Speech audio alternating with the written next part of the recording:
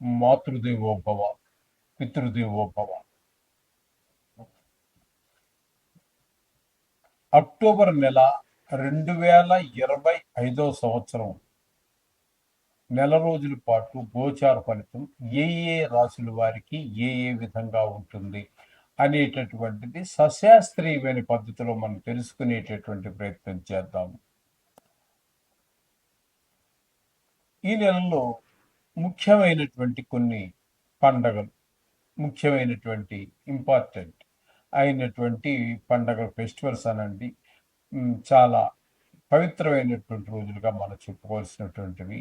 ఒకటి మహర్నవమి, అంటే దసరా నవరాత్రుల్లో వచ్చేటటువంటి 9వ రోజు, దాన్ని మహర్నవమి అంటాము. తదుపరి విజయదశమి అని చెప్పేసి అది ఒకటి మనం చేసుకుంటూ ఉంటాము.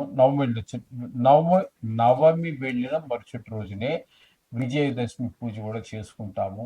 అదే రోజు సెమి వృక్షానికి కూడా పూజ చేస్తూ ఉంటాము.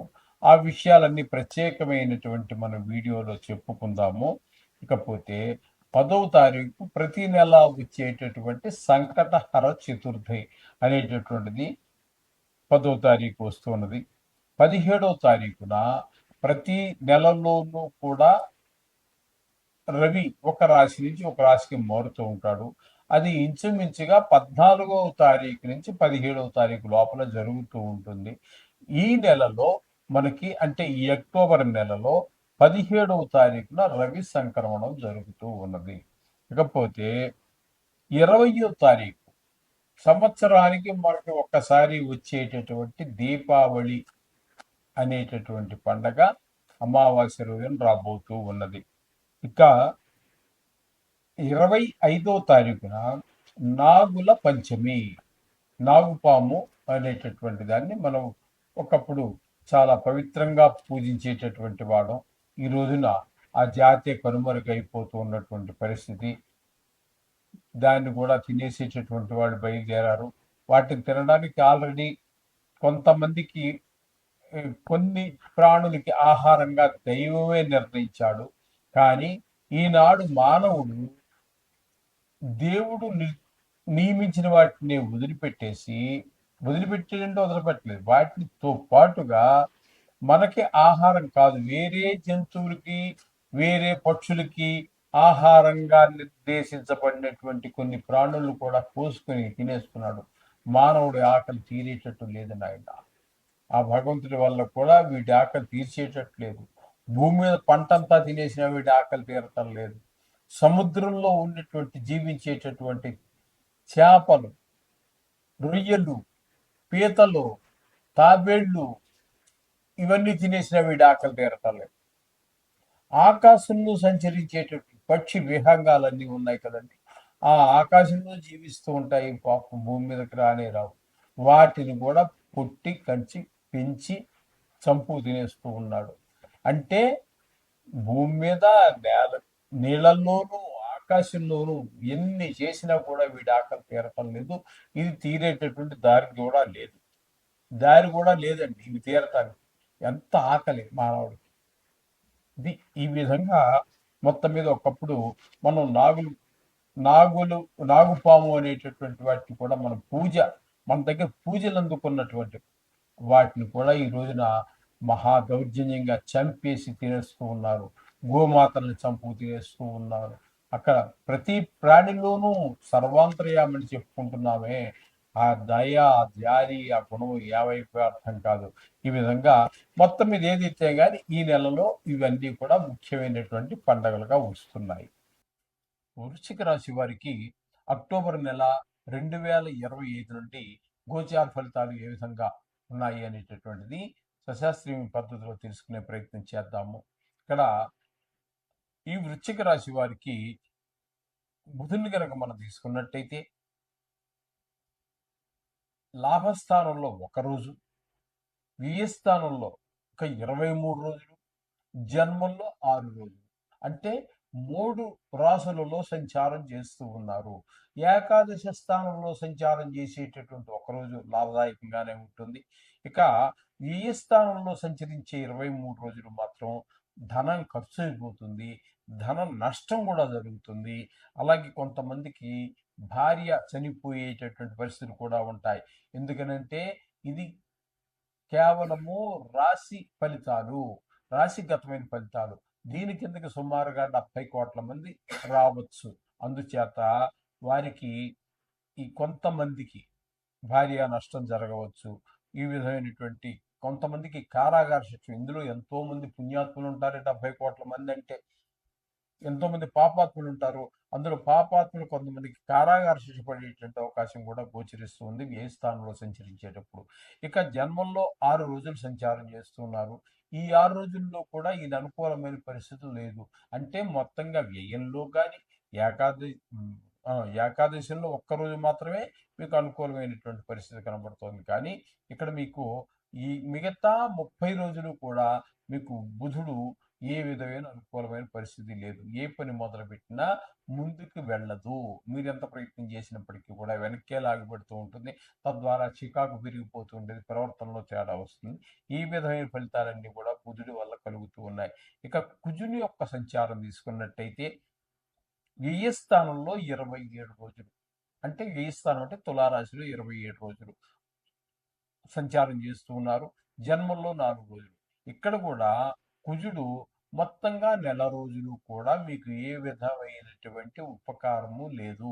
ఇక్కడ వ్యయస్థానంలో ఉన్నప్పుడు ధన వ్యయము, ధన నష్టము, కొన్ని గాయాలు అయ్యేటువంటి అవకాశం ఉంటుంది. కొంతమందికి భార్య నష్టం జరిగే అవకాశం ఉంటుంది. మనోవిచారం ఉంటుంది. కొంతమందికి ఇందాక చెప్పుకున్నట్టుగానే కారాగార శిక్షలు పడే అవకాశం ఉంటుంది. ఇకపోతే జన్మల్లో ఒక 4 రోజులు సంచారం చేస్తున్నారు. ఈ 4 రోజుల్లో కూడా మీరు ఏదో ఏదో చేయాలని ఎంత మీరు ప్రయత్నాలు చేసినప్పటికీ ఆ పని ముందుకు వెళ్లకుండా వెనక్కి లాగి పెడుతూనే ఉంటుంది. ఈ విధమైన మొత్తంగా ఈ కుజుడు మాత్రం మీకు పూర్తిగా రవి, బుధుడు, కుజుడు 3 కూడా వ్యతిరేకమైన ఫలితాలే ఇస్తూ ఉన్నాయి. ఇకపోతే ఈ వృశ్చిక రాశి వారికి చతుర్థ స్థానంలో రాహుగ్రహ సంచారం జరుగుతున్నది. అలాగే పంచమ స్థానంలో శనిగ్రహ సంచారం వక్రగతిలో ఉన్న కారణంగా ఆయన కూడా చతుర్థ స్థాన ఫలితాన్ని ఇస్తున్నారు. ఈ చతుర్థ స్థానాన్ని సుఖస్థానము అని అంటాము. కాబట్టి ఆ మాతృస్థానము అంటాము, విద్యస్థానం అంటాము.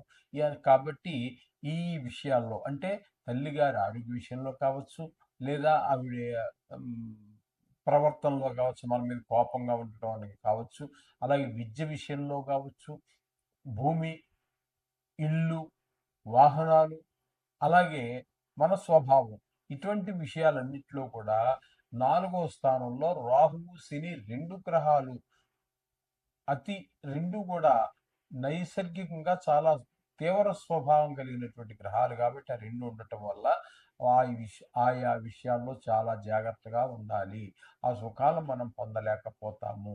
ముఖ్యంగా చతుర్థ స్థానంలో అంటే రియల్ ఎస్టేట్ వ్యాపారం చేస్తున్నటువంటి వారు ఎవరైతే ఉన్నారో వారికి 2 గ్రహాలు కూడా చతుర్థ స్థానంలో ఉన్న కారణంగా వారికి ఏ మాత్రమో అనుకూలమైన కాలం కాదు. ఇది మనకు తెలియజేస్తూ ఉన్నది. ఇకపోతే అష్టమ స్థానంలో గురువు ఒక 18 రోజుల పాటు సంచారం చేస్తున్నారు. గురుబలం పూర్తిగా లేనట్టే.